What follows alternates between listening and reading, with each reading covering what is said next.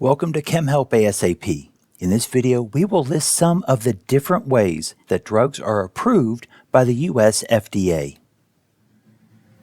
Upon completion of this video, students will be able to outline drug approval criteria, describe the idea of accelerated approval, and list some additional approval designations.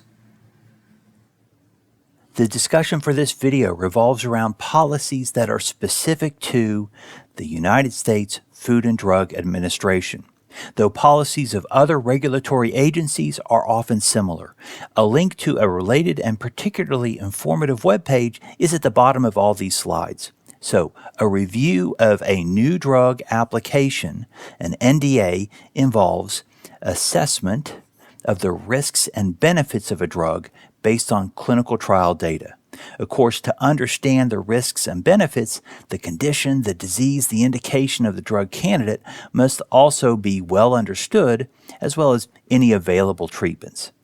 Since all drugs carry safety risks, the risk management strategies will also be evaluated.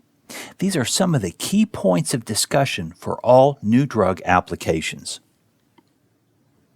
Some drugs receive accelerated approval. In order to fall under accelerated approval, a drug or treatment must affect a surrogate endpoint or an intermediate clinical endpoint or ICE. Both surrogate endpoints and ICEs are outcomes that are reasonably expected to indicate the clinical benefit of the drug. Favorable outcomes on a surrogate endpoint, or ICE, can allow an NDA to be filed based on less clinical data. Note that the drug sponsor, the pharmaceutical company, will still need to gather all required clinical data, even if the drug is approved. A classic example of this process may be a drug that reduces cardiovascular risk by reducing cholesterol levels. Reducing cardiovascular risks can require years of patient monitoring. Fortunately, reducing cholesterol is a recognized surrogate endpoint that is reasonably expected to reduce adverse cardiovascular events. Furthermore, reducing cholesterol may only require weeks, not years. So on the basis of reducing cholesterol levels, a drug may undergo NDA review much sooner than if the trials had to show evidence of reducing cardiovascular events. There are other designations that may lead to shorter clinical trials and/or approval windows. First is the Fast Track designation, which is possible for drugs that treat serious conditions. Serious is a subjective term and must be defined within the context of the disease and available treatments. Fast-track drugs enjoy priority communication with the FDA and may also be candidates for accelerated approval.